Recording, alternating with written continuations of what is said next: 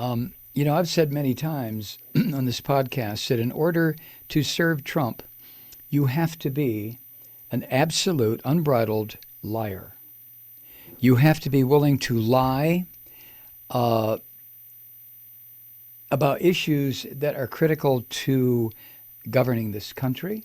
You have to be able to lie about where you come from and who you are.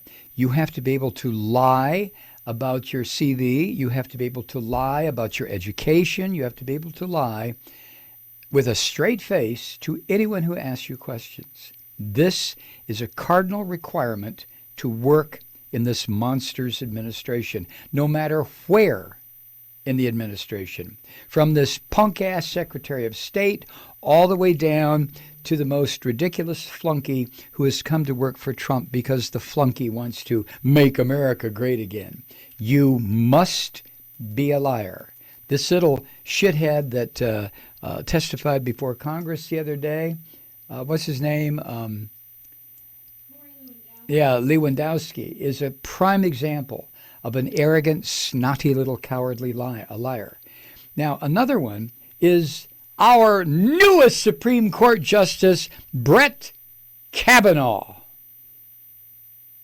How do you feel about having this slime ball on the Supreme Court?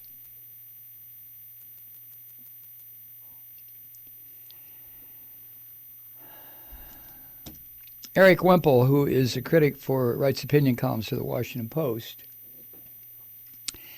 put this up today. Robin Pogrebin and Kate Kelly, those two New York Times reporters behind the book, The Education of Brett Kavanaugh, an investigation, the two writers who wrote about this slime ball, they completed their so-called investigation of his confirmation proceedings without a key piece of input. In the author's note at the beginning of the book, it says this, quote, Kavanaugh himself declined to be interviewed, end quote. Now, you would think, wouldn't you? You're about to be given a lifetime appointment to the most powerful judicial review board on the planet. There are only 9 members. This is more of an exclusive club than the Senate. And the senators are not elected for life, although some of them think they are. These are appointments until the appointee drops dead, a la Fat Tony Scalia, or retires, a la Kennedy. Or who's the one that just retired? Was that Kennedy? Yeah, Kennedy. The one who golfed with Trump. Oh, my goodness. So you would think that if in your career you are approached to be a United States Supreme Court Justice, and you know what that means, that you how to say this? I don't know how to say it because I've never thought about this in my entire life about Supreme Court justices. But you must know that if you are a liar, you will be found out. So, what would be the honorable thing to do? The honorable ethical thing to do, if you know about yourself what Brett Kavanaugh knows about himself. He's a liar. He commits sexual assault just like the person who nominated him. He covers everything up. He lies to his family. What do you do? If you have the least amount of honor or Christian upbringing, as Kavanaugh did, you decline the nomination because you know, what do the Christians say? You're a sinner and you've fallen short of the glory of God. Oh, the Christians would tell you, you have redemption waiting you if you first confess your sins. Huh? Kavanaugh is a liar. Kavanaugh is a sexual assaulter, if that's a word, a phrase, 2 words. Behind those 6 words, Eric writes, Kavanaugh himself declined to be interviewed. Behind those 6 words is a longer story. In an interview yesterday, Wednesday, at the National Press Club in D.C., Robin Pogrebin and Kate Kelly, the 2 authors of the book, were asked about their efforts to secure a sit-down interview with Kavanaugh.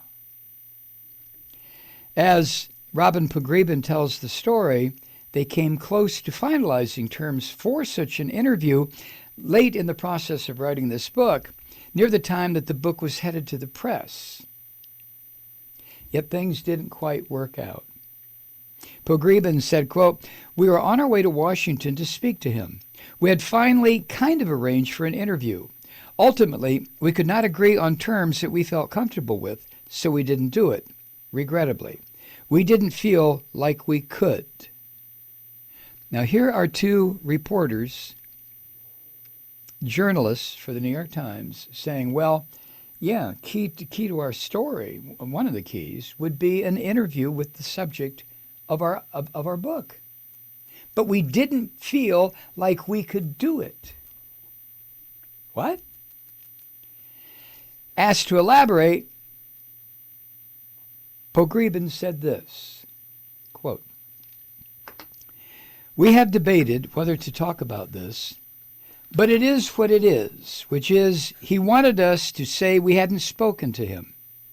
And we even went to negotiate the phrasing of that, where we even were willing to say nothing, not to talk about who we spoke to, not to talk about our sources. But he wanted a line in the book saying we did not talk to him. And we felt that to mislead our readers in a book about, that very much deals with issues of truth, would probably not be a good foot forward."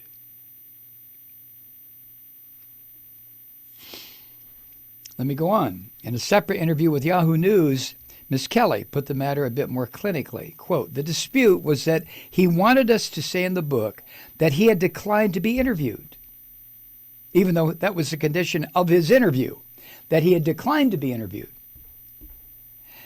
She also noted, that's the end of the quote, she also noted that the authors worked through intermediaries to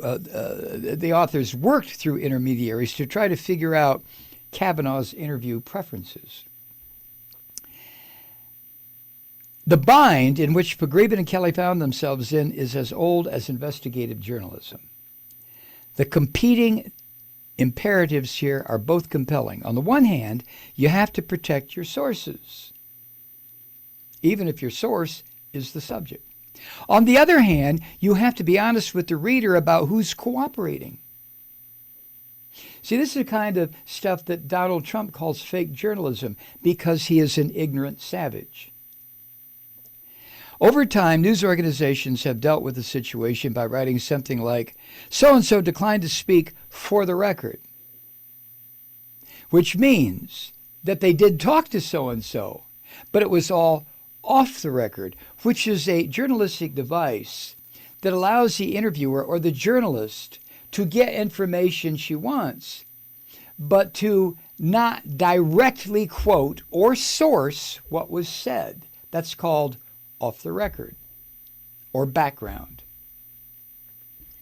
Or they might just leave out an attribution note, such as Pogrebin and Kelly were prepared to do in this instance.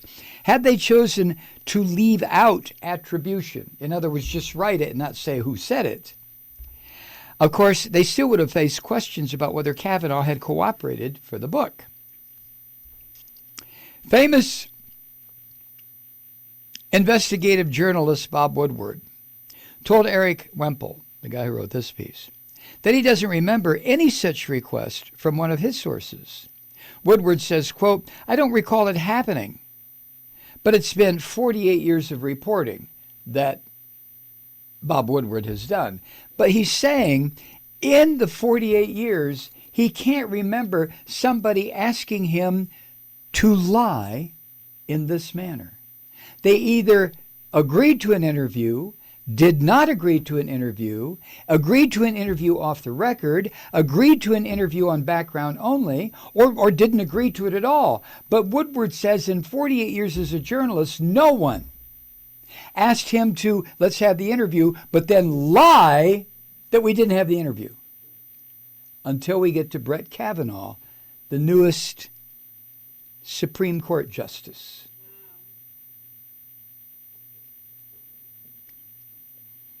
Woodward's books rely extensively on background and off-the-record conversations to nail down specific events, negotiations, and disputes. The idea of speaking on any basis whatsoever with a source, only to turn around and write that the source declined to comment, is a no-no in the Woodward book. And Bob Woodward and Carl Bernstein, with their reporting on Nixon, pretty much wrote the book, so to speak, on journalistic conditions, ethics, procedures from 1974, whenever that crap happened, forward. Woodward said, quote, "We just need to be as straight about all these things as possible. It would be like in All the President's Men saying, Mark Felt declined to comment. Deep throat." End quote. So why deal with someone who would insist on such a condition anyway, like what Brett Kavanaugh was insisting on? Woodward said later, this is somebody that's supposed to be telling the truth, and then they're saying, let's engage in this deception. You want a relationship of trust, and then somebody says, okay, let's deceive the public or my boss. End quote. John Cook, the investigations editor at Business Insider, tells Eric Wemple via email, quote, "Kavanaugh has been around for a while and talked to plenty of reporters in his time. I doubt he would have made the request if it wasn't something he'd become accustomed to getting." End quote. For me, there's your proof that we're dealing here with a serial liar, just like Trump. Only Trump eventually will be gone. Brett Kavanaugh has a lifetime appointment in the highest court in America. He will be hearing cases about everything from environment to labor law to women's health to gay rights to civil rights to human rights, all of that. And he's a liar. He's a liar.